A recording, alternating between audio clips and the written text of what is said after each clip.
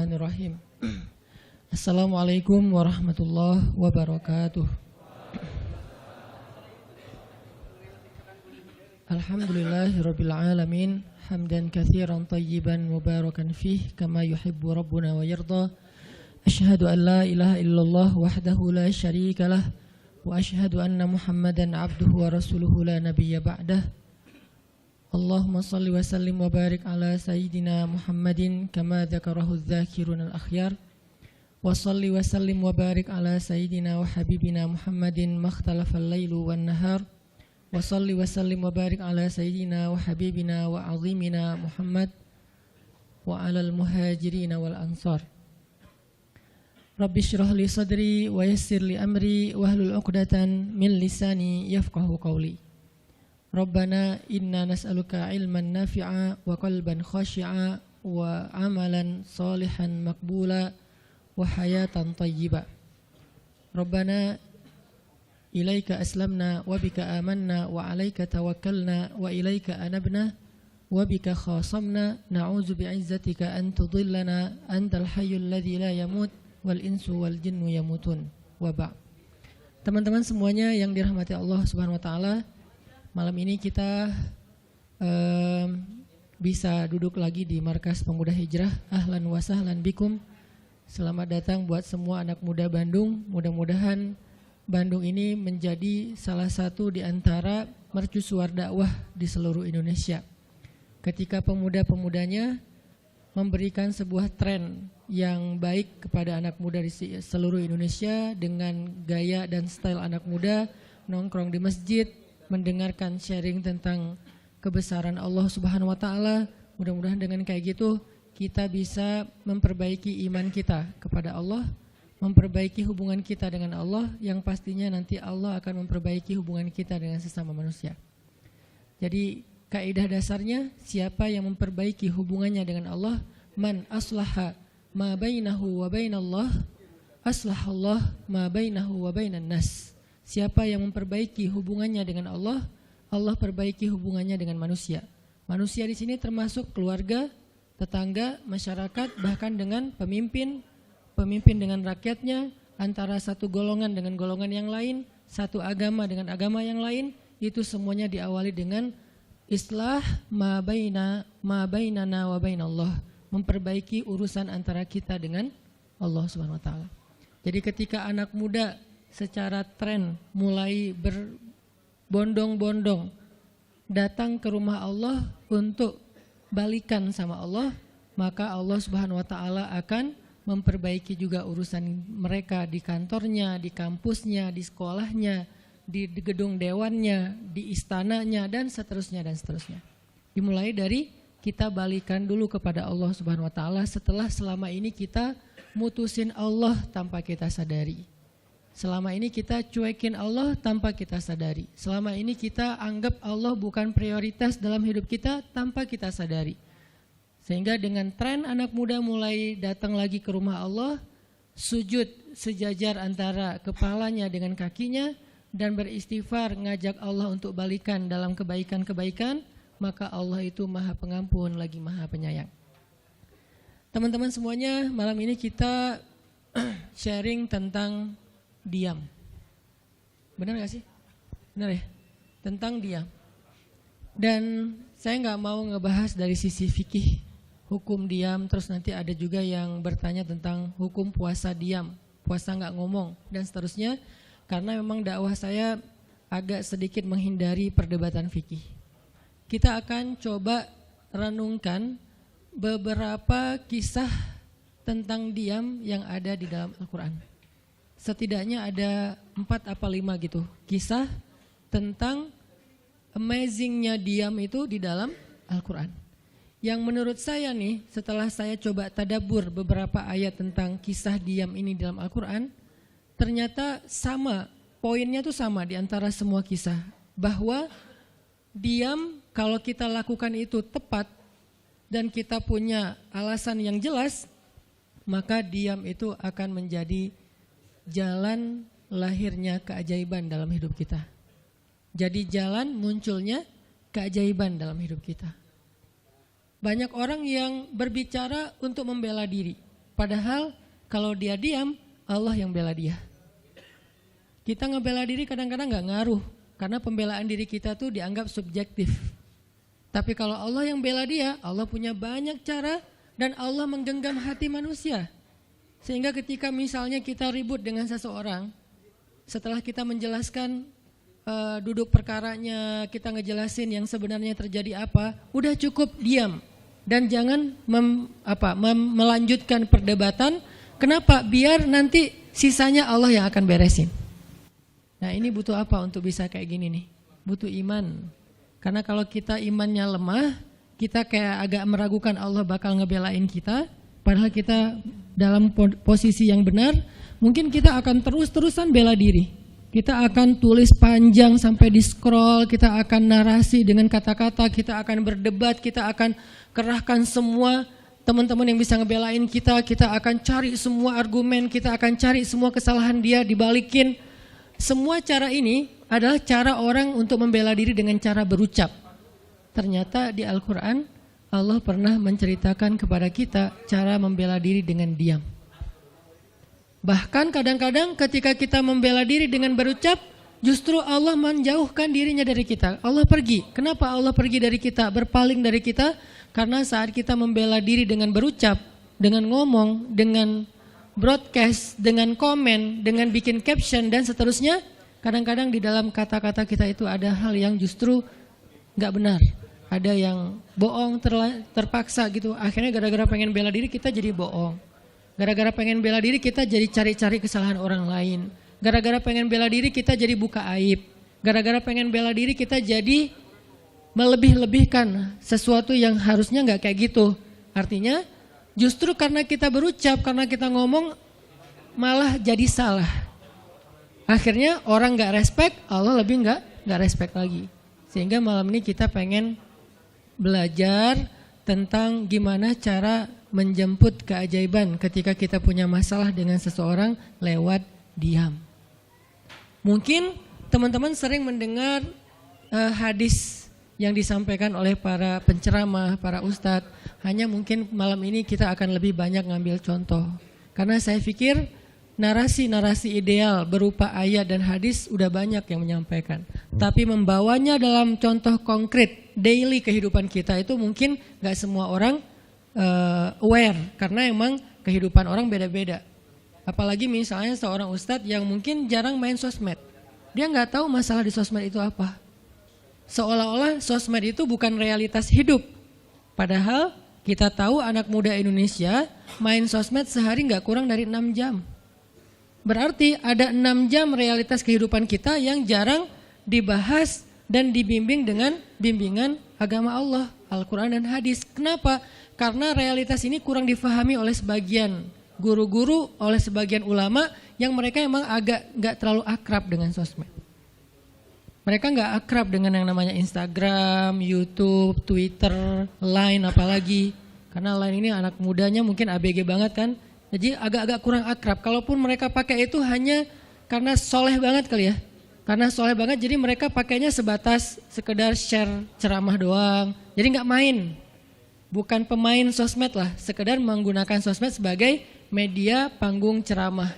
Udah share. Itu juga kadang-kadang yang nge-share-nya admin, jadi nggak ngulik gimana cara itu kurang ngulik. Padahal realitas sosmed itu udah jadi realitas daily kehidupan kita. 6 jam kita ada di sosmed dan 6 jam itu tetap waktu yang akan dihisap oleh Allah. Bukankah selain harta, selain tenaga, selain amal, waktu juga akan dihisap? Maka waktu kita 6 jam itu apakah tidak ada hubungannya dengan agama? Ada banget. Sehingga saya mencoba untuk semampu saya bareng dengan kita semuanya belajar. Bisa nggak ya kita jadi smart netizen? Atau dalam kehidupan sehari-hari bisa jadi smart citizen dengan sikap diam. Gimana sikap diam citizen, smart citizennya? Lagi di jalan, ketika orang lain mungkin bikin kita bete, bikin kita emosi, bisa nggak kita diam? Di rumah ketika kita berselisih dengan pasangan, bisa nggak kita diam? Di kos-kosan ketika kita digedor-gedor terus minta uang kos-kosan sama bu kos, bisa nggak kita? Salah. Itu mah ngumpat ya. Salah contohnya. Ya gitulah pokoknya. Jadi kita akan coba bahas diam ini dari angle daily kehidupan kita. Karena saya lebih suka kayak gitu biar langsung praktis bisa dipakai. Memang hadis-hadisnya banyak. Salah satu yang paling terkenal, man kana yu'minu billahi wal yaumil akhir falyakul khairan aw liyasmut. Cuman contohnya doang yang beda-beda. Narasinya sama, kontennya sama. Cuman contohnya beda tergantung angle seorang ustadz dan wawasan kehidupan yang dia jalanin. Dia hidupnya sebagai apa? Kalau hidupnya sebagai seorang ustadz yang ada di dalam masjid, mungkin ya contoh-contohnya adalah tentang di dalam masjid, tentang bergaul sesama ustadz, dengan aktivis, manggilnya akhi ukhti. Tapi kalau dia kehidupannya main, berarti dia akan ngambil contoh tentang main. Gimana kita biar tetap bisa soleh walaupun kita lagi main dan seterusnya. Tapi narasinya sama. Man kana yu'minu billahi wal yaumil akhir falyakul khairan aw liyasmut. Atau nanti cerita yang lain kata Nabi, yang paling banyak memasukkan orang ke dalam api neraka dua. Satu lisannya, kedua kemaluannya. Ini dua hal yang paling sering menyebabkan orang masuk neraka. Kalau kemaluannya kita tahu artinya dia hawa nafsu, syahwat. Kalau lisan ini ngomong, justru gara-gara kita ngomong banyak, kadang itu jadi kayak pemberat timbangan keburukan kita dan itu tuh rugi gitu. Makanya kita perlu belajar, bukan saya ngajak kita, yaudah kita diam aja seharian. Kayaknya agak kurang fair juga ya. Dan saya juga gak diam seharian. Susah kalau untuk diam seharian, apalagi sama keluarga, kan kita butuh ngobrol sama teman. Ya serealistis mungkin dan senatural mungkin. Cuman kalau lagi ada kasus bisa nggak nih kita diam? Terutama kalau lagi ada kasus. Terutama kalau lagi ada masalah. Dan saya yakin kita tuh pasti sering punya masalah dengan seseorang. Gimana caranya kita diam? Gimana cara Nabi diam ketika diomelin oleh Aisyah radhiyallahu anha? Ngomel, diam. Aisyah ngomel kepada Nabi, enggak menceritakan aib orang lain, enggak mencela, cuman ngomel karena lagi cemburu. Nabi diam. Beres Nabi diam, baru Nabi nanya, udahan Aisyah? Udahan. Terus Aisyah mau apa? Udah. Jadi enggak didebat sama Nabi. Padahal Nabi kalau mau mendebat, hadisnya banyak banget. Tinggal sesungguhnya saya bersabda, kan beres ya. Udah selesai, tapi kok Nabi nggak pakai hadis? Kok malah kita yang pakai hadis Nabi untuk mendebat? Sementara Nabi pemilik hadis nggak pakai hadis buat berdebat. Kalaupun beliau berdebat, perdebatan yang positif, perdebatan yang konstruktif, yang membangun, yang memberikan hasil yang insya Allah tetap menjaga akhlak. Itu yang disebut dengan wajadilhum billati hiya ahsan. Tapi kalau dengan keluarga, Nabi itu nggak suka debat. Istrinya ngambek, istrinya rame-rame nggak mau nggak mau ngomong sama Nabi, ya udah Nabi di mihrab ngomong aja sama Allah sama Jibril. Ternyata lebih dahsyat lagi. Ketika Nabi di mihrab ngomong sama Allah dan Jibril doang, akhirnya istri-istrinya lebih dari seminggu ngerasa kayak nasib kita gimana ya, kok Nabi udah nggak mau ngomong sama kita lagi, kok kita digantung gini gitu kan ya.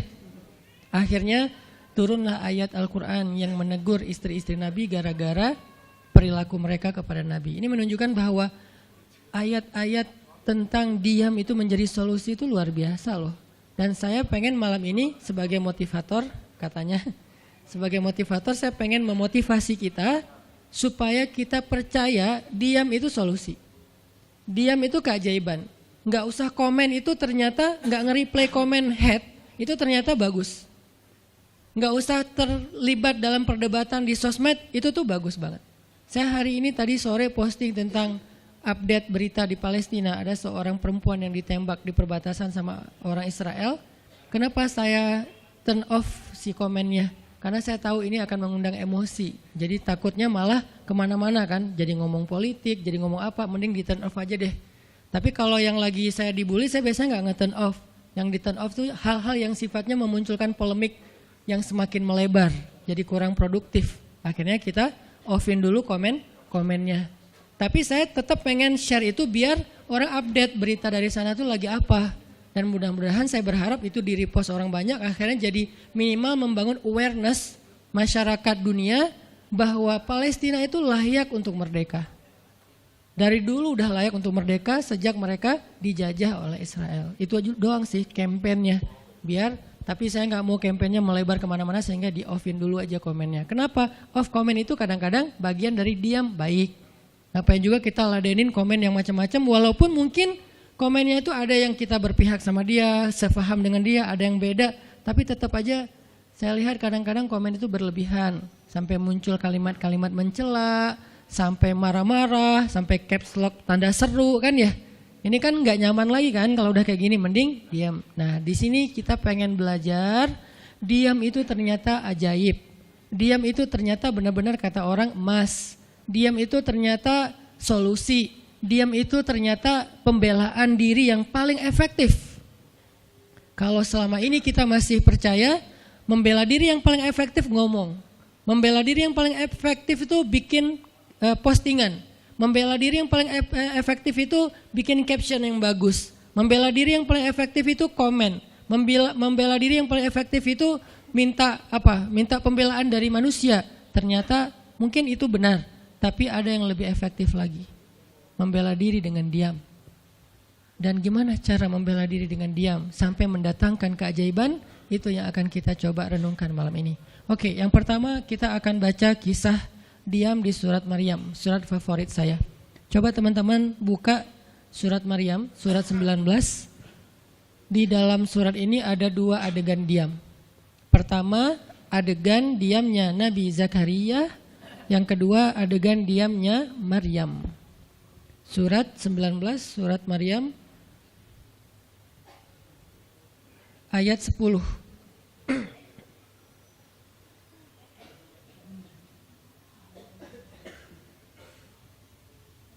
Sekaligus kita pengen belajar kalau kita lagi diam pas kita dicerca, ketika kita disakiti, ketika ada masalah dengan seseorang, kalau kita diam kita ngapain gitu kan gitu ya? Nggak diam doang kan, kita ngapain?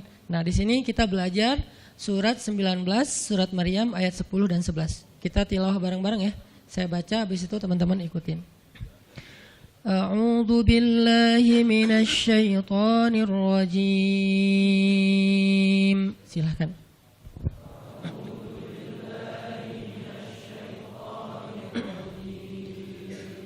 Bismillahirrahmanirrahim.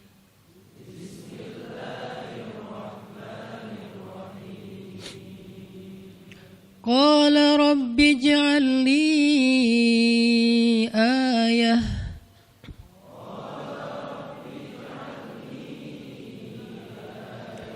Qala ayatuka alla tukalliman nasa thalatha layalin sawiyya.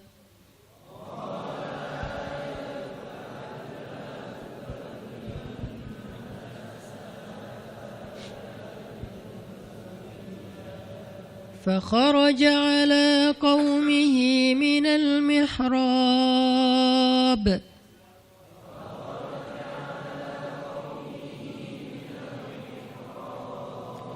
فأوحى إليهم أن سبحوا بكرة وعشيا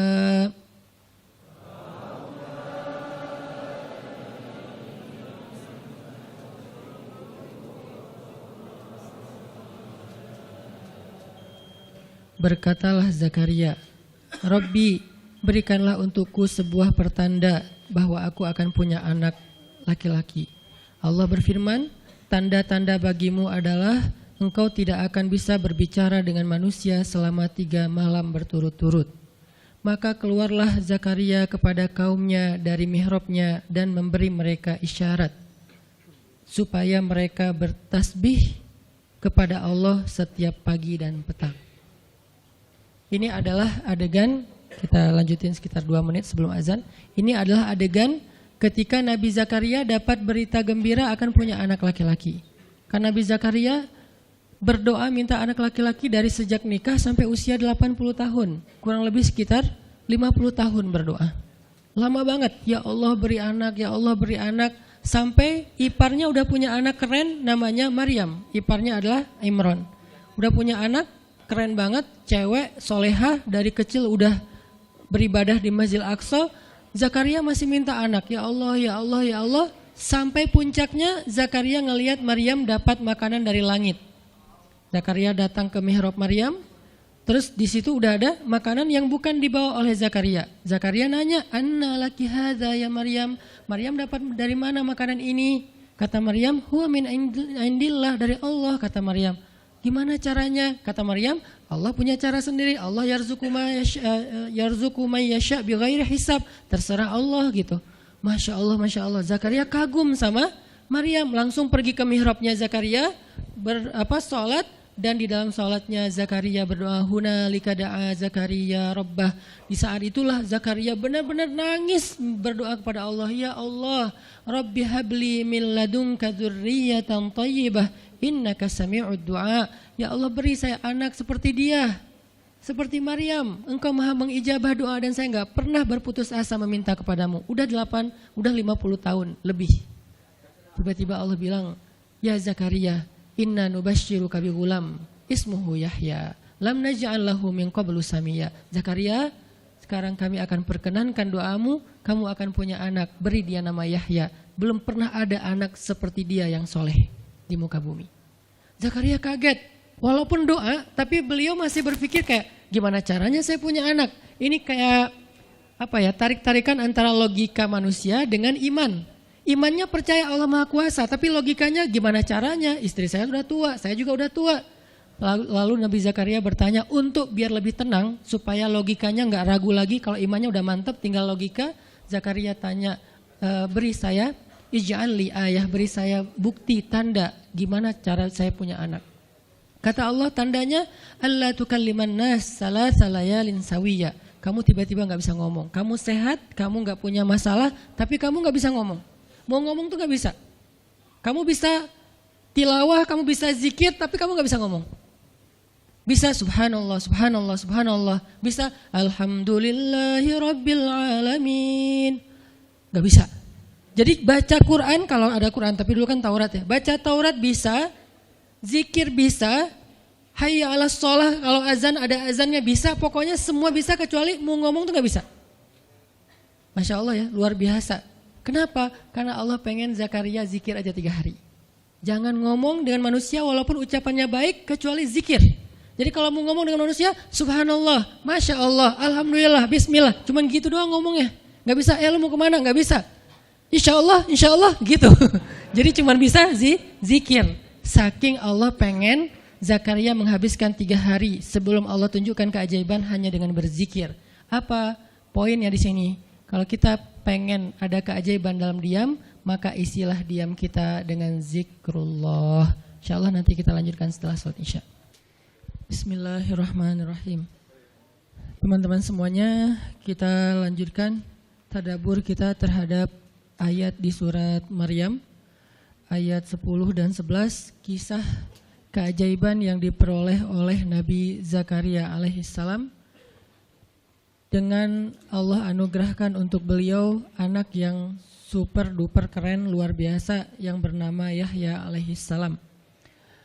Dan salah satu cara Allah Subhanahu wa taala mendidik Nabi Zakaria untuk menjemput keajaiban itu adalah Allah menyuruh Zakaria untuk diam dan mengisi diamnya dengan zikratullah bukratan wa asiyya. Mengingat Allah pada waktu pagi dan pada waktu petang. Artinya diisi dengan zikir. Dan waktu itu Nabi Zakaria menurut ulama tafsir, beliau tidak cacat lisannya, benar-benar bisa ngomong. Hanya tidak bisa bicara dengan manusia tapi bisa berzikir. Jadi beliau bisa zikir, bisa mengucapkan kalimat-kalimat Alkitab yaitu Taurat. Beliau bisa membaca ayat-ayat Allah, beliau bisa mengucapkan kalimat bismillah dan seterusnya, tapi nggak bisa ngomong dengan manusia. Dan itu terjadi selama 3 malam. Dan akhirnya setelah 3 malam, Nabi Zakaria tiba-tiba dapat berita gembira kalau istri beliau hamil. Ini pelajaran penting banget buat kita. Kalau ini pernah berlaku terjadi kepada Nabi Zakaria, keajaiban dengan cara kayak gini, maka ini juga akan terjadi kepada kita. Itulah alasan kenapa kisah tersebut direkam dalam Al-Quran. Supaya dia menjadi pelajaran hudan lil muttaqin. Itu kenapa Allah katakan Al-Quran hudan lil muttaqin. Petunjuk bagi orang yang bertakwa. Orang yang pengen memperbaiki diri. Orang yang pengen dapat solusi. Muttaqin, orang yang pengen wa may yattaqillaha yaj'al lahu makhraja. Dapat jalan keluar. Wa yarzuqhu min haitsu la yahtasib. Dikasih rezeki yang enggak terduga-duga. Wa may yattaqillaha yaj'al lahu min amrihi yusra, diberikan kemudahan. Wa may yattaqillaha yaj'al lahu yukaffir anhu sayyi'atihi, dihapuskan semua dosa. Wa yu'dhim lahu ajra, dikasih reward yang berlipat-lipat.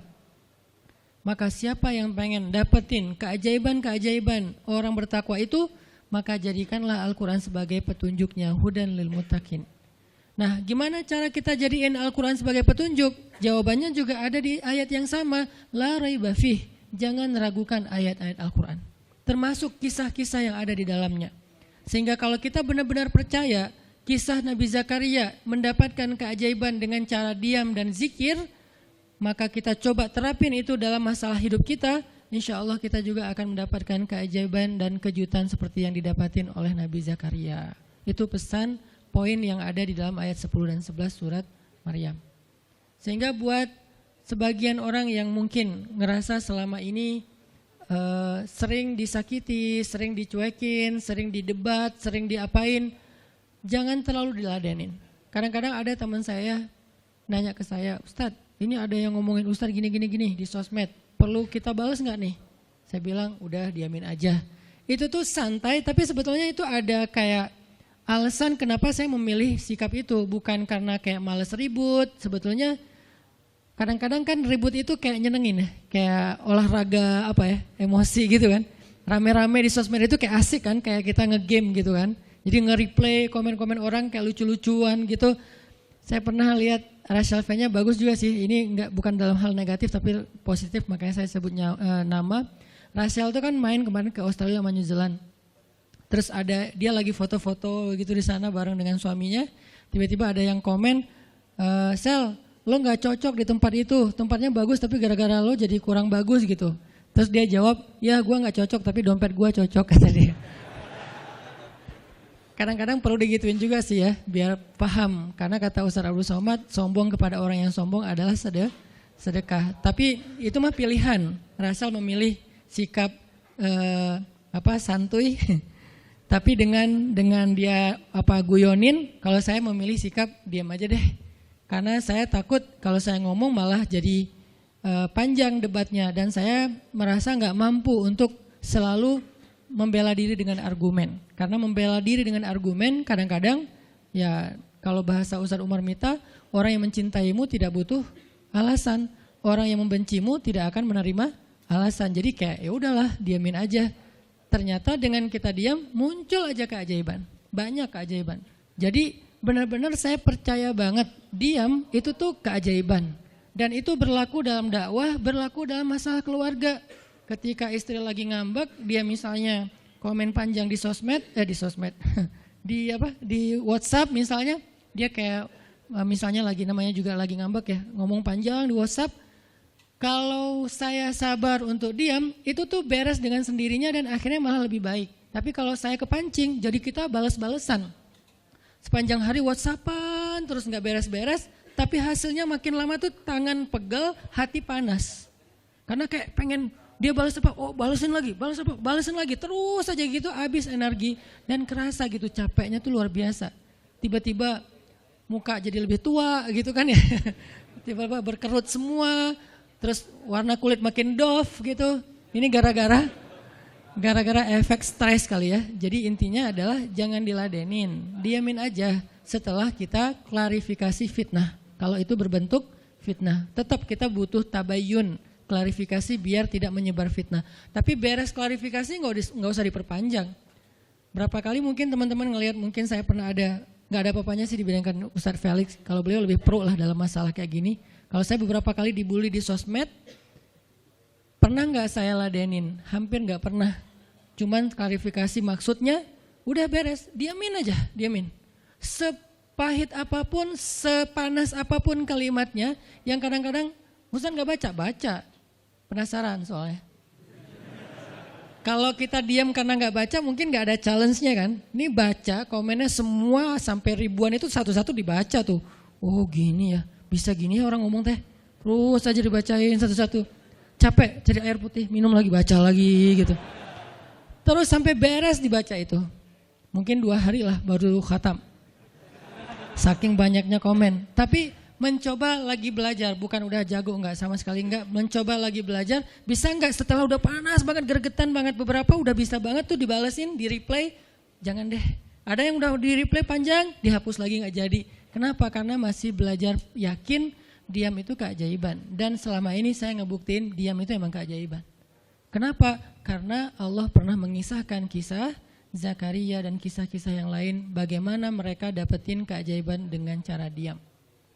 Ini yang kita coba pengen rubah sedikit persepsi kita. Enggak selalu bela diri dengan ngomong. Kadang kita bela diri itu dengan diam. Enggak selalu kita dapetin keajaiban itu dengan hanya mengandalkan manusia. Tapi justru kita dapetin keajaiban saat kita mengandalkan Allah Subhanahu wa taala. Itu tuh dahsyat. Yang kedua, sekarang setelah Nabi Zakaria dapat keajaiban anak yang soleh banget, sampai Allah kisahkan di ayat 13 gimana solehnya dia, 14, 15 dan seterusnya. Sekarang kita baca kisah kedua, yaitu kisah Sayyidah Maryam. Yaitu ada di ayat 26. Petikannya ada di, cuplikannya ada di ayat 26. Kalau kisah Maryam mah dimulai dari ayat 16 ya. Tapi yang masalah diam itu ada di ayat 26, 27, 28 dan 29. Bismillahirrahmanirrahim. Silakan.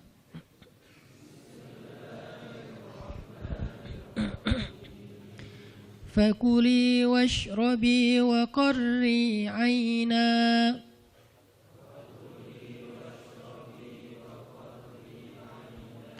fa imma tarayinna minal bashari ahadan fakuli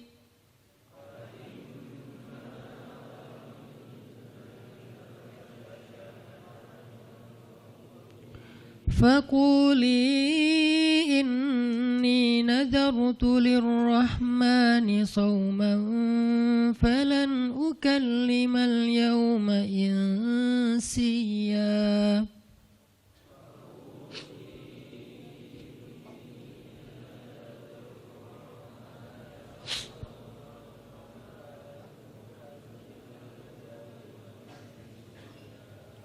فأتت به قومها تحمله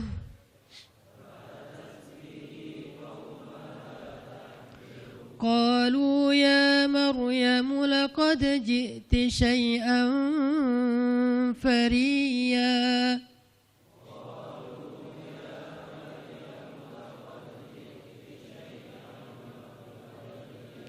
يا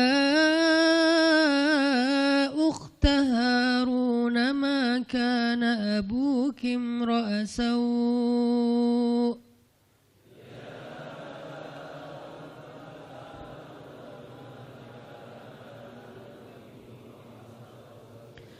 ما كان أبوك امرأ سوء وما كانت أمك بغيا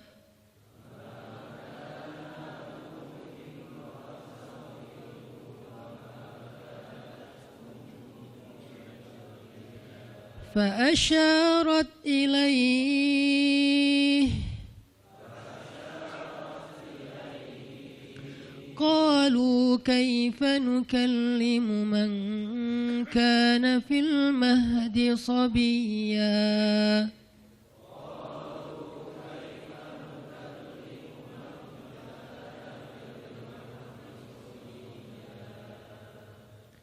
Dan maka makan dan minumlah dan bersenang hatilah engkau wahai Maryam. Dan jika engkau bertemu dengan seseorang, katakanlah sesungguhnya saya telah berazam untuk berpuasa pada hari ini dan saya tidak akan berbicara dengan manusia pada hari ini. Lalu Maryam pun datang kepada kaumnya sambil menggendong bayinya. kaumnya berkata, "Wahai Maryam, engkau datang kepada kami dengan membawa," kalau bahasa kita itu pembawa apa istilahnya? Sial. Apa ya? Dengan membawa keburukan. Jadi kayak dianggap pembawa kesialan. "Wahai saudari Harun, sesungguhnya ayahmu bukanlah seorang yang nista ataupun pendosa, dan begitu juga dengan ibumu bukanlah perempuan yang hina." Lalu Maryam memberi isyarat, fa'asyarat ilaih, memberi isyarat dengan menunjuk ke arah bayinya. Lalu mereka berkata, "Bagaimana kami akan berbicara dengan seorang bayi yang masih digendong oleh ibunya?" Maksudnya masih terlalu kecil. Ini adalah cuplikan adegan Maryam ketika baru pulang kampung. Jadi ceritanya di ayat sebelumnya, ketika kandungan Maryam semakin besar dan enggak bisa disembunyikan dari penglihatan manusia, Maryam pun pergi menjauh ke sebuah tempat yang tidak ada siapa-siapa. Fahamalathu fantabadat bihi makanan qasiyya. Dia menjauh, mengucilkan diri ke tempat yang enggak dilihat oleh siapa-siapa sampai melahirkan. Jadi kurang lebih sekitar 3 bulan 4 bulan Maryam enggak ada di Al-Quds, nggak ada di Masjidil Aqsa dan sekitarnya. Dia pergi mengasingkan dirinya supaya tidak ada yang menghujat Maryam karena ngelihat perutnya sudah semakin besar dan dia nggak punya suami.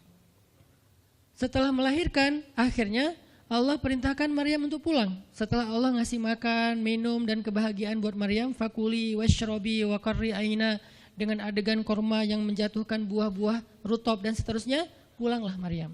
Nah, Maryam tahu ketika dia pulang dengan membawa bayi, dia pasti akan dihujat, dicela, dicaci maki, dibully oleh kaumnya. Lalu Allah memberi kepada Maryam bekal. Gimana cara ngadepin yang kayak gitu-gitu? Kata Allah, kalau kamu ketemu manusia, ketemu orang-orang, ketemu kaummu, bilang ke mereka, saya tidak berdebat hari ini. Saya nggak akan berdebat. Jadi dia tetap bisa ngomong. Tapi dia bilang, saya nggak akan berdebat. Saya nggak akan bicara dengan siapapun hari ini karena saya sudah bernazar untuk diam. Bilang kayak gitu kepada kaummu. Maka fa'atat bihi qaumaha tahmiluh. Maka datanglah Maryam kepada Al-Quds, kepada kota Al-Quds dengan membawa bayinya yang digendong. Datang. Baru dari ujung kota kelihatan Maryam, muncullah orang-orang Bani Israel semuanya rame di pasar-pasar mereka, semuanya menghadang Maryam. Maryam tiba-tiba dihadang di gerbang kota Al-Quds. Gak boleh masuk kota Al-Quds. Tadinya ada yang satu orang lihat, Maryam. Langsung dia datang ke kota, dia umumkan ke semua orang, wahai Bani Israel, perempuan yang hina yang kita cari-cari sekarang sudah datang membawa bayi haramnya, membawa bayi selingkuhnya, membawa bayi hasil zinanya. Akhirnya orang-orang yang ada di Masjidil Aqsa, yang ada di rumah-rumah, yang ada di pasar, semuanya berkumpul di depan gerbang kota. Menghalang Maryam masuk. Kebayang gak perasaan Maryam? Padahal dia itu lahir di situ, dia beribadah di situ, ayahnya orang situ, ulama pula, pamannya nabi pula di situ, tapi dia sekarang dihadang oleh semua penduduk Al-Aqsa, penduduk Al-Quds, Bani Israel. Ketika Maryam mendekat, mereka mengatakan, "Ya Maryam, laqad ji'ti syai'an fariya." Ini bahasa Al-Quran. Kalau aslinya lebih tercela daripada ini, karena ini bahasa Al-Quran yang tinggi, Allah menggunakan bahasa simbolik saja. Yang terjadi, mereka mencela Maryam. Mereka bilang, Maryam kamu pembawa sial, Maryam kamu perempuan hina, Maryam kamu tukang zina, Maryam kamu selingkuh, Maryam kamu ternyata pelakor, segala macam. Kebayang gak seorang perempuan yang mulia dituduh dengan kata-kata kayak gini? Sedih, pengen jawab, pengen bilang saya ini gak pernah berbuat dosa, ini nih Allah yang ngasih kepada saya gak punya suami dan saya diberikan anak yang suci dan segala macam. Enggak. Tanya kepada Zakaria kalau nggak percaya, saya punya buktinya segala macam, nggak usah, diam aja. Maryam bisa ngomong kalau mau. Maryam by the way adalah perempuan secerdas Sayyidah Aisyah. Dia itu kayak Aisyah cerdasnya, kayak Khadijah bijaksananya, kayak Fatimah lembutnya, kayak Asiyah sabarnya. Maryam itu istimewa. Sampai sebagian ulama mengatakan Maryam satu-satunya nabi dari perempuan, satu-satunya nabi dari golongan perempuan. Sebagian kecil ulama ada yang menyebutkan demikian. Sehingga mereka menyebut Maryam alaihassalam. Saking Maryam ini keren banget, istimewa banget. Tapi jumhur ulama sejarah mengatakan Maryam bukan nabi, tapi dia perempuan solehah, orang soleh, bahkan 1 dari 4 perempuan sempurna di muka bumi dan tidak ada yang kelima. Cuman ada 4. Kamula minar rijali katsir, kata Nabi. Laki-laki yang sempurna itu banyak, yaitu para rasul dan para nabi. Walam yakmul minan nisa illa arba'ah. Tidak ada perempuan yang sempurna kecuali 4. Asiyah istri Fir'aun, kemudian Maryam anaknya Imran, kemudian Khadijah istri Rasulullah, dan Fatimah bintu Rasulullah. Artinya Maryam ini istimewa banget. Dia kalau mau argumen, dalilnya lebih banyak daripada para rabi-rabi Yahudi yang ada di situ. Karena ketika Maryam dulu berkhidmat di Masjid Aqsa, Maryam itu nggak belajar seperti yang lain-lain. Karena kan dulu orang Bani Israel itu paling anti sama cewek ya. Buat mereka perempuan itu kasta kedua. Seolah-olah perempuan itu nggak punya hak yang sama dengan laki-laki. Laki-laki punya hak belajar di Masjid Aqsa, perempuan nggak boleh. Ini kesenjangan gender di masa Bani Israel dulu. Jadi kalau ada yang mau nuduh Islam sebagai tidak memperhatikan masalah gender, dia harusnya baca sejarah. Justru Islam, Al-Quran, Taurat, Injil mengangkat perempuan untuk setara dengan laki-laki. Awalnya perempuan itu hina di masyarakat Bani Israel, dianggap pembawa sial. Sampai masyarakat jahiliyah sebelum Islam datang, apa yang terjadi dengan bayi perempuan? Dibenamkan dalam pasir hidup-hidup, dibunuh, dilempar dari bukit supaya mati langsung seketika. Kenapa? Termasuk Umar pernah membunuh bayi perempuan. Umar radhiyallahu an. Kenapa dia sedih banget? Karena dia ingat masa lalu ketika dia pernah membunuh bayi perempuan. Kenapa mereka membunuh bayi perempuan? Karena dianggap perempuan ini membawa sial. Tapi datang Islam mengubah tradisi itu. Mengubah persepsi publik. Yang tadinya perempuan dianggap hina, dalam Islam dikatakan surga ada di bawah telapak kaki ibu. Muncul harga diri perempuan naik. Apalagi sebaik-baik kalian yang paling baik untuk istrinya dan aku yang paling baik untuk istriku di antara kalian. Muncul lagi hadis, kalau seandainya laki-laki mau bersabar terhadap istrinya, maka harusnya dia bersabar 70 kali sehari kalau dia disakiti oleh istrinya. Yang ke-71 baru dia boleh marah. 70 belum boleh marah. Jadi perempuan, ibu-ibu, istri kalau mau bikin suaminya sebel sampai 69. Atau 70 boleh lah. Tapi yang ke-71, nah ini udah layak dimarahin. Tapi kan gak pernah ada sampai 70 kan. Paling juga 10%-nya lah, 7 kali sehari. Dan itu istiqomah setiap hari. Hari ini kok kamu gini lagi sih, kemarin udah beda hari. Jadi beda hitungannya, 0 lagi mulai dari awal. Tapi nanti ada hadis penyeimbang. Nabi itu kan bijaksana banget. Yang diajarin bukan cewek doang, cowok juga diajarin. Ketika hadisnya supaya memuliakan perempuan ada, nanti ada lagi hadis laki-laki. Seandainya seorang perempuan menjilat luka dan darah dan nanah di tubuh suaminya, itu belum bisa membayar satu saja kebaikan suami kepada dia. Jadi menjilat lukanya aja belum bisa bayar kebaikan, terus ngapain marah-marah coba. Sehingga dua-duanya ada nasihat untuk suami. Kalau istrinya lagi ngambek, namanya juga lagi sedih, ya udah kamu sabar aja 70 kali. Untuk istri, jangan ngambek, karena kalau kalian berbuat baik aja belum bisa bayar kebaikan mereka. Terus gimana dong Ustadz? Ya udah, sekarang solusinya adalah sama-sama mengambil sisi baiknya. Kayak gitu nasihat Nabi.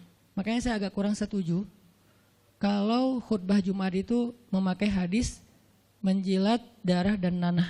Karena yang dengar suami. Wah bener nih khutbah Jumat, saya senang banget khutbah Jumat hari ini. Pulang-pulang, mah tadi khutbah Jumat keren banget. Nih mah, kebenaran aku catat. Nih mah, gak bisa.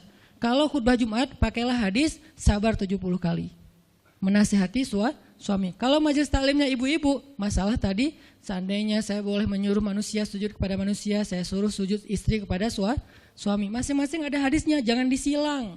Ini gak bijak dalam ceramah, karena harusnya memberi nasihat yang bisa memperbaiki, bukan menambah tuntutan baru. Wah benar nih kalau suami saya dengar, harusnya suami saya datang, Ustadz boleh enggak acara selamatan di rumah saya nanti temanya ini gitu. Kalau perlu ngundang Ustadz yang dia kenal, request dulu untuk ngemojokin pasangan, ini enggak bijak. Balik lagi ke cerita tadi, Maryam tuh pintar banget, cerdas banget. Dari kecil dia udah hafal Taurat. Ibarat anak sekarang hafal Quran. Dan lebih sulit ngafal Taurat daripada Quran. Kenapa? Karena bahasa Al-Quran itu sastra banget. Jadi ngafalnya itu kayak ngafal syair. Itu aja udah susah kan? Kebayang gak ngafal Taurat? Lebih sulit lagi tuh. Dan Maryam dari usia di bawah 5 tahun udah khatam Taurat. udah tahu tafsir Taurat, usia 7 tahun. Bahkan saking keren dan pinternya Maryam, kadang-kadang ketika Maryam ngobrolin tentang Taurat sama Zakaria, itu Zakaria sampai geleng-geleng kepala. Maryam, gitu maksudnya? Sampai nanya ke Maryam, gitu om maksudnya. Maryam ngomongnya ke Zakaria udah kayak ngajar gitu, saking pinternya Maryam. Jadi hadis-hadis Zakaria, Maryam hafal. Kan para anbiya tuh punya hadis kan? Hadis Zakaria dihafal oleh Maryam. Tauratnya Musa dihafal oleh Maryam. Kebijaksanaan para nabi dihafal oleh Maryam. Dia dari usia 10 tahun itu udah jadi ulama besar Maryam. Artinya kalau misalnya orang mau berargumen dengan Maryam, dia punya banyak bahan, dia punya banyak narasi. Dia lagian Maryam itu pintar ngomong. Tapi Maryam diam. Jadi kalau kita ngerasa pintar ngomong, pintar komen, pintar apa, tetap aja kita punya alasan harusnya kita diam. Karena Maryam yang lebih daripada kita ternyata juga diam. Akhirnya Maryam diam. Dikatakan ya ukhta Harun. Diingatkan lagi dengan kemuliaan keluarga Imran. Ya ukhta Harun ma akana abuki imra'asau wa ma kanat ummuki baghiyah. Ayah kamu itu Imran loh Maryam, kamu enggak malu punya bayi di luar pernikahan sementara keluarga kalian itu keluarga baik-baik. Apa kamu tega menyakiti ayahmu, mencoreng nama besar dan nama baik keluarga besarmu dan seterusnya. Maryam makin luar biasa, panas banget, sedih banget. Dan Maryam itu yang lebih berat lagi teman-teman. Mungkin kalau kita digituin agak kebal ya. Terutama cowok lah. Cowok kalau digituin agak kebal karena emang kurang berperasaan sih kalau cowok ya. Coba lihat dari angle cewek. Cewek itu lebih peka loh dari kita. Kita mah mungkin lebih mudah lah diam. Diomelin, diam aja. Karena kita kan orangnya agak santuy gitu kan. Kalau cewek itu gak bisa gitu. Makanya lihat angle ini dari angle cewek. Kalau tadi Zakaria, sekarang Maryam. Dan Maryam lebih peka daripada semua cewek yang ada di muka bumi. Lebih perasa lagi daripada perempuan yang ada di muka bumi. Sangat-sangat pemalu. Saking pemalunya ketemu cowok keren, ta'awuz coba. Cewek itu perasaannya lebih dalam daripada kita. Jadi kalau misalnya cewek-cewek, Maryam tuh gak punya, ketemu cowok keren aja dia ta'awuz. Siapa cowok keren yang ditemui Maryam? Jibril. Gabriel loh yang ditemuin. Dan waktu itu Jibril menjelma. Apa? Fatamassalaha basyaron sawiyya. Jibril menjelma sebagai basyaron sawiyya. Allah yang ngomong tuh, cowok keren. Allah yang bilang keren. Kalau kita merasa udah paling keren, menurut Allah biasa-biasa aja. Karena Allah pernah menciptakan Yusuf, Allah pernah menciptakan Muhammad, Allah pernah menciptakan Yahya. Kita merasa paling keren, Allah pernah menciptakan Sarah, perempuan paling keren juga, Aisyah, Fatimah. Jadi buat kita kayak udah kegeeran paling keren se-Bandung gitu kan ya. Menurut Allah mah biasa. Kalau Jibril, Allah sendiri yang bilang dia tuh emang keren. Jibril emang bukan malaikat, tapi kalau ketemu manusia, kecuali para nabi, Jibril itu menjelma sebagai manusia. Supaya tidak terlihat wujud aslinya. Karena gak kuat orang ngelihat wujud aslinya Jibril. Nabi Muhammad aja pertama ngelihat Jibril dengan wujud aslinya pas di Gua Hira itu lari tuh. Takut, saking ngerinya Jibril tuh. Jangankan manusia, malaikat aja segan sama Jibril. Jibril lewat malaikat. Gak berani malaikat. Kenapa saya bilang kok disegani? Allah yang bilang di Al-Quran. Dia itu malaikat yang disegani. Dzu mirratin. Dzu mirrah kalau bahasa kita, malaikat yang sangat berwibawa. Sehingga di antara malaikat aja gak ada yang sembarangan bicara sama Jibril. Mau bicara sama Jibril kayak, aduh segan, malu, gitu malaikat. Cuman gak pakai, itu mah Sunda ya. Pokoknya malaikat mah gak berani ngomong sama Jibril saking segannya. Kenapa? Gagah banget wujud aslinya. Ketika dia membentangkan sayapnya, itu sayap menutupi timur dan barat. Jadi matahari, bulan, bintang udah gak kelihatan. Yang kelihatan cuma Jibril dengan keagungannya. Itu belum Allah ya, baru ciptaan Allah. Jibril, salah satu makhluk Allah yang paling agung. Sehingga saking kerennya Jibril, Allah gak menyebutnya dengan nama malaikat. Padahal golongannya malaikat, tapi Allah menyebutnya dengan Ruhul Quds, Roh Kudus, yaitu Jibril. Nah ketika ketemu dengan Maryam, Jibril bermisal itu menjelma sebagai basyaran sawiyah, cowok keren banget. Saking kerennya Jibril, Umar aja terkesima ngeliat Jibril. Pernah Jibril datang ngajarin iman, Islam, ihsan kepada Nabi Muhammad. Dan Umar ngelihat Jibril terkesima, gak bisa ngomong, diam aja. Benar-benar speechless banget nih Umar. Jibril udah pulang, baru Nabi nanya, Umar tahu gak itu siapa? Hah, apa Rasul? Gitu, saking masih kayak terkesima. Apa Rasul? Tahu nggak barusan siapa? Siapa ya Rasulullah? Saya nggak kenal orang itu, kok keren banget. Kata Rasul, itulah Jibril. Masya Allah, itu Jibril. Ya Alhamdulillah bisa ngeliat Jibril langsung, tahu gitu tadi. Gitu ya. Kalau bahasa kita mah udah langsung pengen foto-foto kan sama Jibril.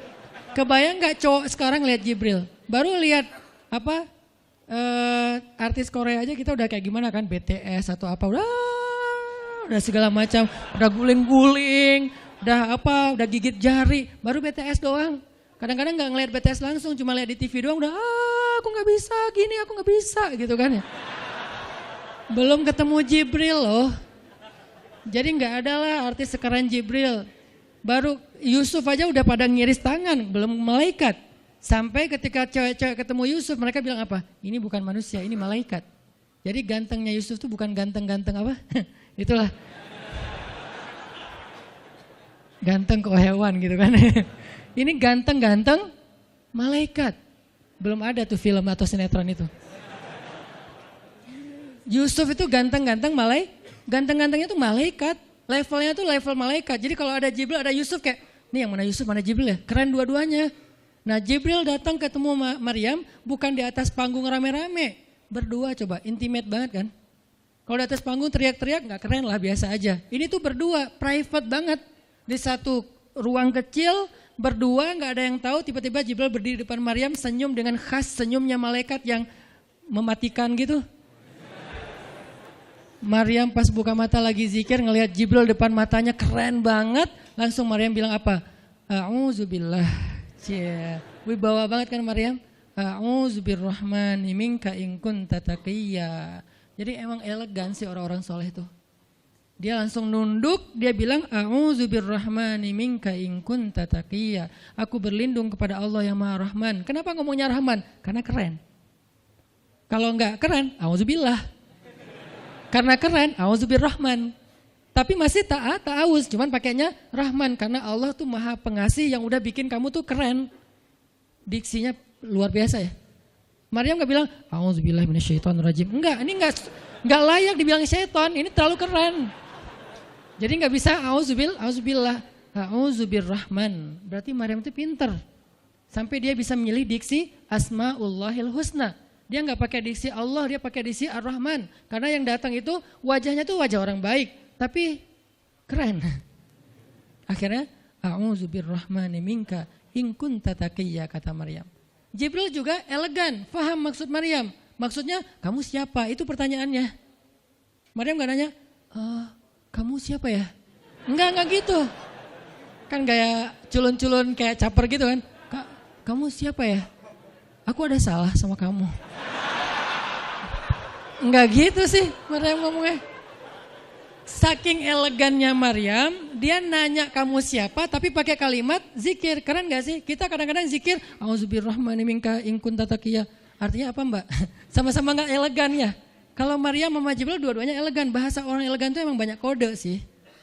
Jadi kita mah yang polos-polos kayak gini, yang remeh-remeh rempeyek gak jelas gini, ya gak akan paham kalau gak baca tafsir. Makanya kalau mau theater of mind, baca Quran itu pakai tafsir, pakai kisah, baru kita ngerti kondisinya. Oh gitu banget ya, dahsyat banget ya kejadian waktu itu. Jibril datang dengan wujud yang kerennya.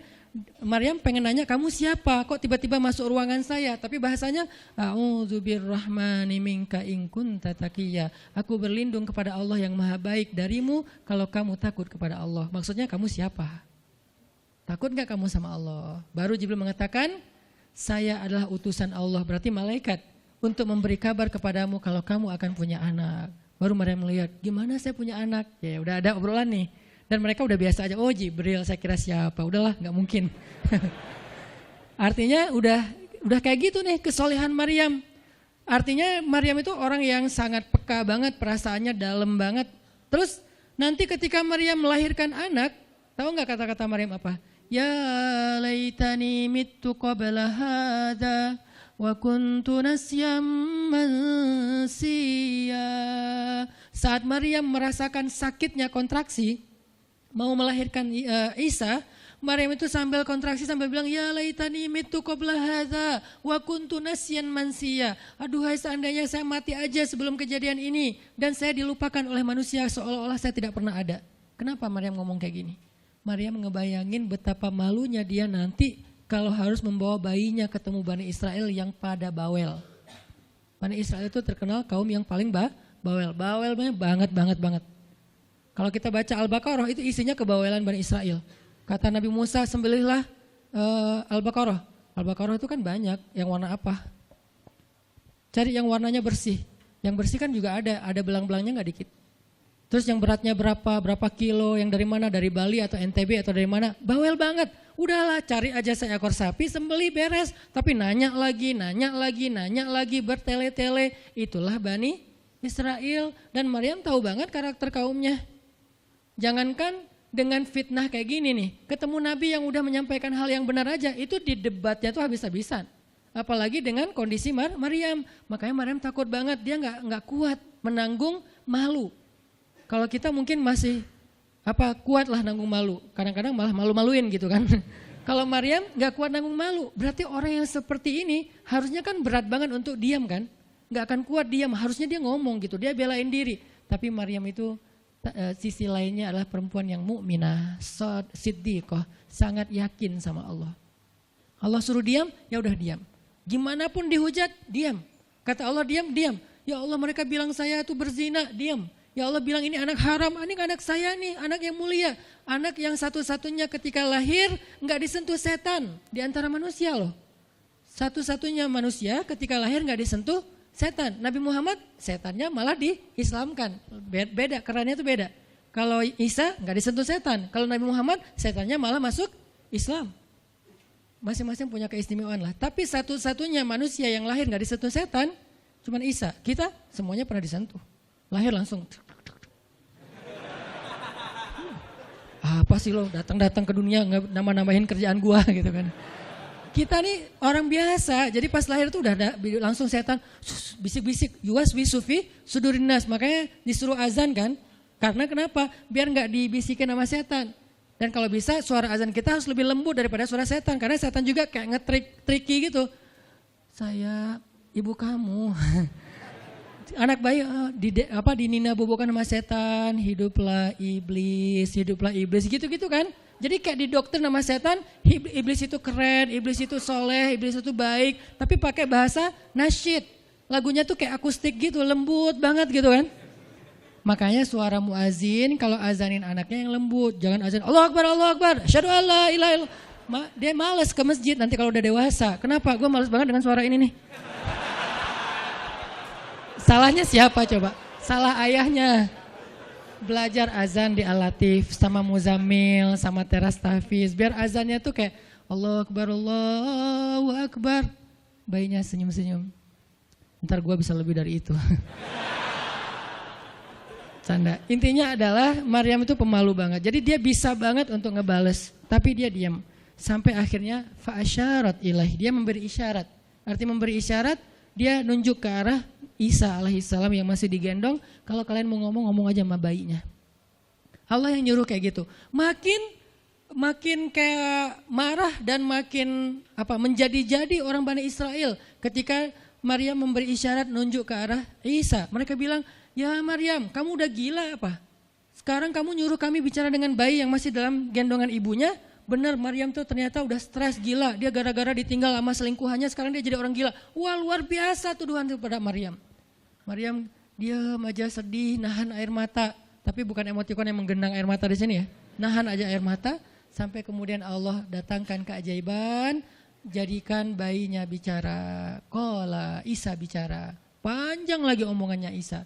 Ibuku ini baik, ibuku begini-begini, saya itu hamba Allah, saya itu anak yang suci, saya itu begini-begini. Sampai beres baru mereka pada pulang karena mereka merasa terbantahkan semua tuduhan palsu mereka kepada Maryam.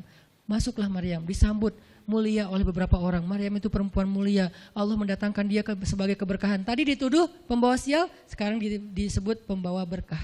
Mulailah Maryam terkenal. Isa dididik, kemana Isa pergi, anak-anak kecil segengnya Isa pengen jadi temannya Isa. Gue temannya Isa lo, gue temannya Isa lo. Gak lama kemudian Isa jadi temannya Yahya. Ketika dia udah bisa main sama Yahya, main berdua sama Yahya. Kemana-mana berdua, Yahya, Isa. Tapi usianya agak jauh berbeda. Ketika Yahya udah masuk SD, Isa barulah lahir. Jadi kayak agak sekitar 7 sampai 10 tahun lah kurang lebih mereka jarak usianya. Tapi pas Isa udah remaja, mereka udah nyambung ngobrol. Nah, kelebihan masing-masing, kalau Yahya ini penghafal kitab Taurat, datang Isa, Yahya menghafal kitab Injil. Yahya Nabi, Isa Rasul, satu level di atas Nabi. Kalau Nabi mengikuti ajaran Rasul sebelumnya, kalau Rasul membawa ajaran baru. Jadi sebelum Isa lahir, Yahya mengikuti ajaran Musa dengan kitab Tauratnya. Setelah Isa lahir, Yahya mengikuti ajaran Isa dengan kitab Injilnya. Jadi bisa dibilang Nabi yang mengikuti dua ajaran Rasul, Yahya alaihissalam. Dia menghafal dua kitab suci sekaligus, Taurat dan Injil. Perempuan, Maryam radhiyallahu anha, dia menghafal kitab Taurat dan Injil dari anaknya sendiri. Inilah kisah Maryam yang mendapatkan keajaiban dengan cara diam. Terakhir, kisah Nabi Muhammad SAW ketika beliau bahasa lebih tepatnya, dalam tanda petik ya, biar nggak bisa disalahin, kayak didiemin lah sama istri-istri beliau, gara-gara istri-istrinya ngambek. Di dalam surat At-Tahrim, surat 66, coba kita buka. Surat 66. Ini juga kalau teman-teman baca kisah surat ini tuh luar biasa ya. Kita kayak baca novel atau kayak nonton film, keren banget. Saya memang senang banget dengan sirah Nabi dan para anbiya. Dan terutama kalau sirah ini berbentuk storytelling, bukan data sejarah ya. Karena membaca data sejarah itu emang agak-agak liar sih. Tapi kalau storytelling kan kita adegan ya. Wah seru ya. Itu lebih keren daripada Disney, Marvel, Endgame, atau apalah. Lebih seru baca sirah kalau kita paham. Surat 66 ayat 4. Ayat 5. Ayat 5. Itu tuh ceritanya, saya langsung ke ceritanya aja. Ceritanya kan waktu itu Nabi itu punya kebiasaan kalau habis asar sampai maghrib, Nabi ngapain pertanyaannya? Apa sih yang dilakuin Nabi antara asar dengan maghrib? Ternyata kebiasaan Nabi di hari Jumat di hari-hari biasa antara asar dengan maghrib itu adalah keliling ke rumah-rumah istrinya. Antara asar dengan maghrib itu waktu family time lah, keliling antara rumah-rumah istrinya. Kalau nggak habis dalam satu hari, besok dilanjutin. Nah hari itu Nabi datang ke rumah Maria yang dari Mesir itu, istri beliau yang dari Mesir, Maria Kiptiyah, dan lama di rumah Maria, nggak pindah-pindah gitu. Sementara Hafsah sama Aisyah udah nungguin Nabi di rumahnya Aisyah berdua, karena emang Hafsah sama Aisyah ini kan ngegeng banget ya berdua ya, kayak soulmate banget lah, walaupun sama-sama istri Nabi, tapi mereka kayak fair, berdua tuh nggak ada masalah. Kalau yang dengan yang lain mereka cemburu. Nungguin di rumah Aisyah. Hafsah, Nabi di rumah siapa sih sekarang? Kata Hafsah, di rumah Maria. Kok lama banget sih di rumah Maria, dikasih makan apa sih? Gak tahu tuh, dari tadi kita tungguin gak datang-datang. Kan sesama cewek nih ngobrol. Lama gak datang-datang, menjelang maghrib Nabi baru datang. Aisyah udah agak bete nih, lama banget sih giliran di Maria aja datang lama, di rumah saya lama gak datang-datang. Begitu Nabi datang, tuh Nabi datang. Diam aja Aisyah sama Hafsah. Assalamualaikum. Waalaikumsalam. Kayak ngambek gitu kan. Kata Nabi, Aisyah kenapa? Hafsah kalian kenapa? Kata Aisyah, ya iyalah sedih. Kok di rumah Maria lama banget dikasih makan apa sih, enak ya? Kata Aisyah. Enggak makan apa-apa, cuma minum madu. Oh kata Hafsah, pantesan kok bau mulutnya gak enak. Pasti madunya gak benar tuh di sana tuh. Iya gak benar, jangan minum madu lagi kata Aisyah. Kata Nabi, ya udah mulai sekarang saya gak akan minum madu lagi. Demi apa? Menyenangkan hati Aisyah. Aisyah langsung yes, Nabi gak akan minum madu lagi demi saya. Berarti saya kan istimewa banget. Kenapa bisa istimewa? Karena aslinya Nabi itu hobi banget minum madu. Kayak saya mungkin senang minum kopi. Tapi demi istri, mulai sekarang saya gak akan ngopi lagi. Kan istri saya ngerasa, wah demi aku tuh dia gak mau ngopi lagi. Kan keren kan? Akhirnya Aisyah ngomong ke istri-istri yang lain. Kalian tahu gak? Kata Aisyah. Kayak ngomong di grup gitu kan? Tapi grupnya bukan grup WhatsApp, grup mereka gitu. Kalian tahu nggak? Nabi sekarang nggak akan minum madu lagi loh. Kenapa? Karena aku. Wah keren ya Aisyah, istimewa banget ya. Sampai Nabi rela nggak minum madu, padahal madu itu baik. Nabi senang juga demi Aisyah, ya demi aku gitu. Akhirnya Aisyah bahagia. Allah nggak ridho. Begitu Nabi ngomong kayak gitu, Allah turunkan ayat pertama surat At-Tahrim, ya ayuhan nabi. Jibril langsung turun, ya Rasulullah ada Ada pesan. Ada pesan tuh dari Allah. Kata Rasulullah, pesan apa Jibril? Nih, ya ayuhan nabi, lima tuharrimu ma ahallallahu lak tabtaghi mardhata azwajik. Kenapa engkau mengharamkan apa yang Allah sudah halalkan bagimu? Hanya pengen menyenangkan hati istrimu, wahai Rasul. Astagfirullah, salah ngomong saya. Mengharamkan ya Allah halalkan. Astagfirullah ya Allah, mulai sekarang saya akan minum madu lagi. Astagfirullah, maafin saya ya Allah. Jibril balik ke Allah, kasih tahu Nabi akan minum madu lagi. Nabi ngomong ke istri-istrinya, ngumpulin semuanya, kecuali Aisyah. Semuanya dikumpulin. Ada Hafsah di situ.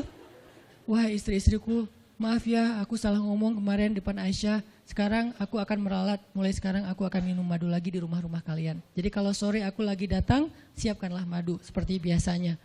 Terus istri-istri Nabi ngerasa, Masya Allah Nabi sekarang minum madu lagi demi kita, gitu kan ya. Kan antara mereka kan saling pengen nunjukin siapa yang paling istimewa kan. Demi kita sekarang Nabi udah minum madu lagi, Nabi sampai meralat kata-katanya. Akhirnya ternyata kalimat itu sama Hafsah disampaikan ke Aisyah. Kalau bahasa sosmed kita di capture, di forward. Kan bahaya banget kan? Disampaikan ke Aisyah. Aisyah tuh lihat Nabi sekarang minum madu lagi loh. Demi siapa coba? Demi kami. Aisyah, innalillah, jadi Nabi gini. Cuman Aisyah gak sampai ngomong kayak kita. Dasarnya cowok di mana aja sama gitu. Itu mah kata-kata cewek sekarang ya. Kalau Aisyah kan elegan kan gak ngomong gitu. Akhirnya pas Nabi datang Aisyah diam. Aisyah diam. Kata Nabi, Aisyah kenapa? Aisyah kenapa? Oh jadi gitu, di belakang ternyata sekarang minum madu lagi. Hah? Nabi langsung datangin sama Jibril. Rasulullah tahu gak kenapa mereka rame-rame sekarang? Siapa yang ngasih tahu nih ke Aisyah? Jibril ternyata jadi penengah, makanya jangan macam-macam deh sama Nabi. Ada Jibril, ada Allah kan, susah gitu membuat rahasia. Tahu gak Rasulullah kenapa Aisyah ngambek? Kenapa wahai Jibril? Gara-gara Hafsah ngebocorin rahasia Nabi kepada Aisyah. Oh ini kerjaan Hafsah, kata Nabi. Oke, Hafsah. Panggil nih Hafsah. Dipanggil Hafsah, kata Nabi, Hafsah, kamu udah membocorkan rahasia saya. Ini menurut sebagian tafsir. Memang ada banyak tafsir sih. Salah satu tafsirnya kayak gitu. Hafsah, kamu udah membocorkan rahasia aku. Dan sekarang istri-istri pada ngambek. Istri yang lain juga ikut ngambek sekarang. Gara-gara Nabi kayak sekali minum madu, sekali gak minum madu. Yang lain pada diam semuanya. Datang ke rumah Ummu Salamah. Assalamualaikum, Ummu Salamah, waalaikumsalam. Tadi kayak aku belum selesai jemuran, dah langsung pergi jemuran. Gak mau ngomong sama Nabi. Maria, assalamualaikum, waalaikumsalam. Kayaknya tadi aku lagi sibuk nyetrika deh. Jadi gak ada yang mau ngomong sama Nabi, diam semuanya. Nabi kan jadi sedih kan. Gara-gara siapa coba? Gara-gara Hafsah. Akhirnya Nabi bilang, Hafsah, aku kecewa banget dengan sikap kamu. Kamu gak jaga rahasia aku. Sekarang aku antar kamu pulangnya ke rumah Umar. Bahasa lainnya diceraikan. Hafsah dicerain sama Nabi. Kerennya Hafsah pas digituin, dia cuma nangis. Dia gak bilang, ya Rasulullah, Rasul tega nyerahin saya, terus saya gimana? Gitu. Enggak. Rasulullah cuma masalah madu doang, cuma masalah capture dan saya forward doang kayak gitu langsung diceraikan. Tega banget sih Rasulullah. Rasulullah gak punya hati apa? Enggak. Hafsah tuh diam. Ini nih keajaiban diam yang lain ya. Diceraikan sama Nabi. Innalillah, astagfirullahaladzim. Hafsah yuk kita pulang ke rumah Umar. Iya ya Rasulullah, pulang aja. Baik banget nih Hafsah, soleha banget. Jadi by the way emang semua istri Nabi itu soleha, cuman namanya perempuan kadang-kadang muncul sifat dasarnya mereka cemburu, mereka sedih, mereka baper. Tapi itu manusiawi dan perempuan yang soleha pun merasakan hal itu. Hafsah pulang ke rumah Umar. Assalamualaikum, waalaikumsalam, dibuka sama Umar. Ya Rasulullah, Hafsah langsung masuk ke kamarnya. Ya Rasulullah, anak saya bikin salah apa? Pasti dia nyakitin Rasulullah ya. Maaf ya Rasulullah. Langsung Umar marah-marah. Hafsah, kamu ngapain sama Rasulullah? Hafsah diam aja, dimarahin habis-habisan sama Umar. Umar tahu sendiri, sayang banget kan sama Nabi. Ketika ada masalah antara Nabi dengan anaknya, pasti yang dimarahin anaknya, bukan Nabi. Nabi pulang, Hafsah diomelin sama Umar, diam aja, gak ngomong apa-apa, diam. Akhirnya Jibril turun. Jibril turun, ya Rasulullah ada pesan dari Allah. Apa wahai Jibril? Di surat At-Tolak, surat putus. Kan At-Tolak itu artinya diputusin. Bahasa ini pesantrennya dicerai. Turun surat At-Tolak, kata Jibril, Allah nyuruh kamu raji'ha ya Rasulullah, raji'ha innaha qawwamah sawwamah fa innaha min azwajika fil jannah. Wahai Rasulullah, rujuk Hafsah. Disuruh rujuk. Allah enggak redha Rasul menceraikan Hafsah. Tahu nggak kenapa Allah begitu membela Hafsah ketika Hafsah ada masalah dengan Rasul? Salah satunya karena Hafsah diam. Harusnya Allah ngebela Rasul, Umar aja ngebela Rasul, sahabat-sahabat ngebela Rasul karena Rasulullah selalu benar. Tapi Allah ngebela Hafsah, kenapa? Karena Hafsah diam, sebegitu ajaibnya diam. Sampai ketika ada seorang perempuan bermasalah dengan kekasih Allah, Allah malah membela perempuan ini, bukan kekasihnya. Raji'ha ya Muhammad, rujuk Hafsah, dia itu istrimu di dunia dan di surga. Akhirnya Rasulullah, jadi saya rujuk, wahai Umar, ya Hafsah masih nangis di kamarnya. Balik lagi Rasulullah naik onta ke rumah Hafsah, Assalamualaikum, Waalaikumsalam. Ya Rasulullah, udah saya marahin tuh. Hafsah kata Umar, udah gak apa-apa Rasulullah, udah gak usah bersedih, udah saya marahin habis-habisan dia tuh. Kata Rasulullah, Umar, aku pengen ngomong sama Hafsah. Ya Rasulullah jangan, biar saya aja ngomong, dia emang gak bisa ketemu sama Rasul. Ya Umar, aku pengen ketemu sama istriku. Hah, istrimu? Hafsah, itu Rasulullah. Keluar lagi Hafsah, soleha banget, lembut banget. Keluar, ada apa ya Rasul? Hafsah tuh gak marah-marah. Ada apa ya Rasul? Hafsah, aku pengen ngomong sama kamu. Umar diam bingung. Kata Rasulullah, Hafsah, aku ingin ajak kamu balikan. Romantis gak sih? Rasul pengen ngajak Hafsah balikan. Kok balikan sih Ustaz? Ya rujuk kan balikan. Rujuk artinya kembali ya balikan. Hafsah balikan yuk. Umar bingung, hah balikan? Hafsah, Allah yang nyuruh aku untuk merujuk kamu. Umar makin bingung, Hafsah kamu keren banget. Sampai Allah belain kamu gitu. Kata Nabi, Hafsah, Allah turunkan ayat khusus tentang kamu di surat ini. Umar makin bingung, sampai turun ayat, Masya Allah, anakku ini subhanallah, Masya Allah gitu kan ya. Akhirnya, ya Rasulullah, Allah sampai menurunkan ayat tentang masalah ini. Alhamdulillah, Hafsah sujud syukur, Hafsah nangis, Hafsah langsung meluk Rasul. Umar, aduh gimana nih? Udah beres gitu, Hafsah dibawa pulang sama Rasul, boncengan berdua. Hafsah boncengan sama Rasul. Naiklah mereka, mobil mereka yang bermerek onta itu.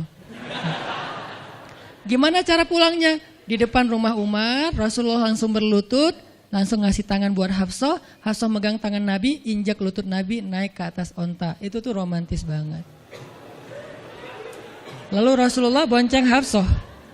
Tadi kan cerita Hafsah dicerai sama Nabi itu kan heboh di grupnya istri-istri Nabi kan. Hafsah dicerai loh. Jangan-jangan kita juga dicerai. Soalnya Nabi udah gak mau ngomong sama kita. Astagfirullah. Jadi grup Nabi, istri-istri Nabi itu pada khawatir kalau mereka juga sama nasibnya dengan Hafsah. Pada bingung. Tapi tiba-tiba mereka ngelihat Hafsah pulang ke rumahnya dibonceng Nabi. Itu tuh langsung trending loh. Istri-istri Nabi, tahu nggak tuh Hafsah dirujuk sama Nabi sampai turun ayat di surat At-Talaq. Oh gitu. Wah Hafsah keren banget ya. Wah istri-istri Nabi pada cemburu pada Hafsah. Diturunkan Hafsah, yang lain pada ngintip Hafsah. Sampai masuk ke rumahnya. Nabi beres di rumah Hafsah, keluar masuk ke masjid. Dia aja di masjid. Istri yang lain Nabi nggak mau ngomong. Aisyah, Ummu Salamah, Saudah, Maria, Sofia, siapa lagi? Yang Zainab bintu Jahsy, semuanya Nabi diamin, nggak mau diajak ngomong. Datang satu-satu, ya Rasulullah mau dibuatin minum apa? Astagfirullah, subhanallah. Datang lagi Aisyah, Rasulullah capek, subhanallah. Diam semuanya, nggak ada yang mau diajak ngomong sama Nabi. Udah mereka akhirnya pada pulang, bingung. Ya nasib kita gimana ya? Tanya ke Hafsah yuk. Sekarang Hafsah jadi kayak selebritinya.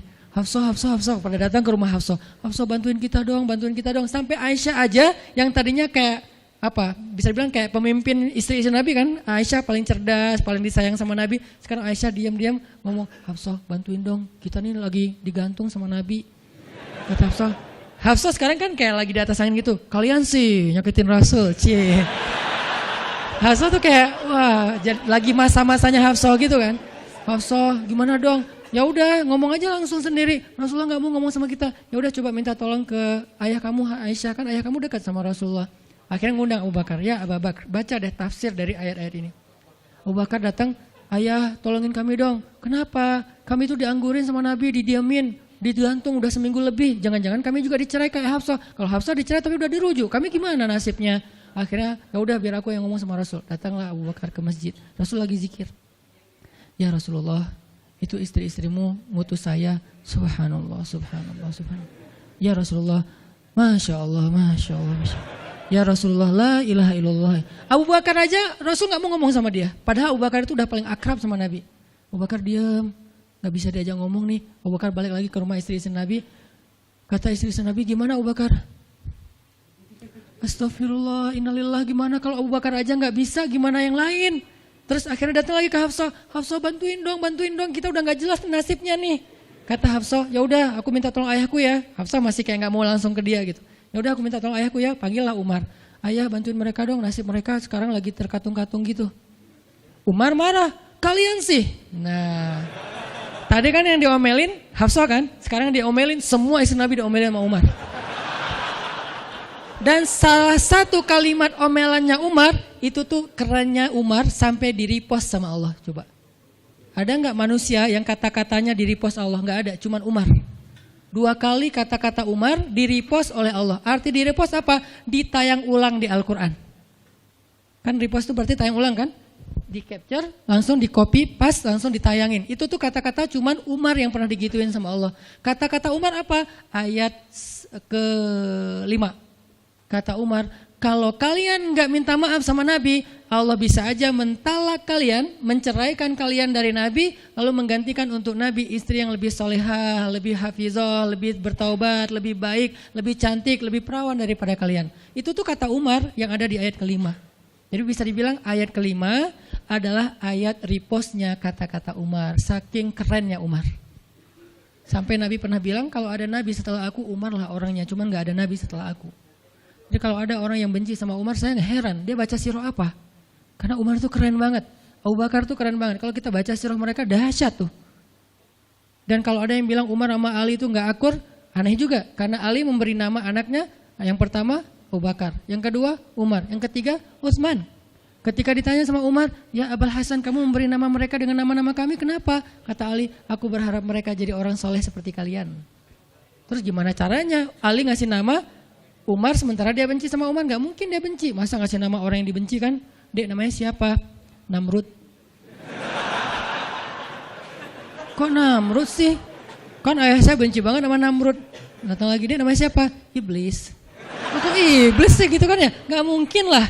Ngasih nama anak pasti karena sayang. Kayak saya ngasih nama Aisyah, Maryam, Mutia, Yahya, Ertugrul. Itu karena emang saya ngefans dan ngidolain banget dengan nama-nama ini.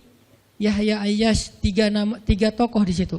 Nabi Yahya, Ayyash sahabat Nabi, dan Yahya Ayyash mujahid Palestina. Jadi 3 tokoh sekaligus. Nabi Yahya saya ngidolain banget supaya Yahya jadi anak kecil yang seperti Nabi Yahya menghafal Quran. Kedua, Ayyash itu sahabat Nabi Muhammad. Kemudian yang ketiga, Yahya Ayyash sekaligus itu nama mujahid Palestina yang paling pintar ngerakit banyak senjata-senjata untuk ngelawan Israel. Dan dia dibunuh sama Israel, saking Israel benci sama Yahya Ayyash. Untuk membunuh Yahya Ayyash mereka ngebom 1 blok untuk membunuh Yahya Ayyash, dan mudah-mudahan dia syahid dalam dalam kejadian itu. Artinya saya ngefans gitu. Ali juga kayak gitu. Balik lagi ke cerita tadi, akhirnya ngundang Umar. Umar datang ke Rasulullah. Ya Rasul, saya diutus istri-istrimu. Subhanallah, subhanallah. Ya Rasul, bicara dong, kasihan mereka kayak digantung. Ya Rasul, apakah engkau menceraikan mereka semua? Baru Rasulullah ngeliat ke arah Umar, Rasulullah tersenyum, Rasulullah bilang, enggak wahai Umar. Allahu Akbar, kata Umar. Dia langsung takbir, Allahu Akbar. Istri-istri Nabi dengar suara takbirnya Umar, itu pertanda, kode, berarti berita gembira. Istri-istri Nabi juga, Allahu Akbar, rame gitu kan. Umar masuk ke rumah istri Nabi, wah Umar, Busyra ya Umar, Busyra berita gembira, wahai Umar, ya berita gembira, kalian tidak diceraikan oleh Nabi. Tapi jangan macam-macam lagi ya. Ya Umar, ya. Akhirnya sujud syukur semuanya. Beres sujud syukur, mereka bilang, kita masak-masak yuk untuk Rasul yuk, syukuran. Di rumah siapa? Ya di rumah Hafsah lah. Akhirnya mereka masak-masak di rumah Hafsah. Pas sudah beres masak-masak, mereka ngundang Nabi untuk pulang. Tapi yang berani ngomong sama Nabi cuman Hafsah, kita udah beres masak nih, minta dong Nabi pulang ke rumah. Ya udah tenang, biar aku yang minta. Hafsah datang, ya Rasulullah, kami masak-masak loh untuk Rasul, yuk pulang yuk. Ya Hafsah, udah beres Nabi zikir, sujud, beliau balik sama Hafsah. Sampai ke rumah Nabi, tenang, udah selesai lah urusannya. Apa yang terjadi setelah itu Ustadz? Udah gak ada riwayatnya, jadi gak bisa diriwayatin. Pokoknya beres itu mereka pun hidup bahagia selamanya. Apa pelajarannya di sini? 2 orang di sini dapat keajaiban lewat diam. 1 Hafsah, Allah suruh rujuk gara-gara dia diam. Kedua Nabi, diam aja sambil zikir, sampai akhirnya Allah beri pelajaran yang berharga. Istri-istri yang tadinya ngambek serentak semuanya insaf bahasa kita. sadar dan mereka minta maaf kepada Rasulullah. Jadi kalau istri lagi ngambek, lagi ngomel, diam. Isilah diam kita dengan zikir. Tapi zikirnya bukan auzubillah minasyaitonirrajim, auzubillah. Jangan, dia bukan setan. Dia hanya lagi ngambek. Subhanallah, Masya Allah, Alhamdulillah lah. Yang paling efek itu la haula wala quwata illa billah. Itu ngefek banget. Mudah-mudahan ini bisa menjadi penyemangat, motivasi untuk kita semuanya. Betapa kata as-samt, as-sukut, diam aja dalam Islam itu adalah kebaikan yang luar biasa dahsyat. Mudah-mudahan itu bisa jadi behavior, perilaku kita sehari-hari, perilaku kita di sosial media, perilaku kita di jalan, di rumah, dimanapun. Sehingga orang yang sudah hijrah, udah ngaji, mukmin, harusnya bisa menjadikan diam sebagai bentuk pembelaan diri kalau dia ada masalah. Barakallahu fiikum. Subhanakallahumma wa bihamdika asyhadu an la ilaha illa anta astaghfiruka wa atubu ilaik. Assalamualaikum warahmatullahi wabarakatuh.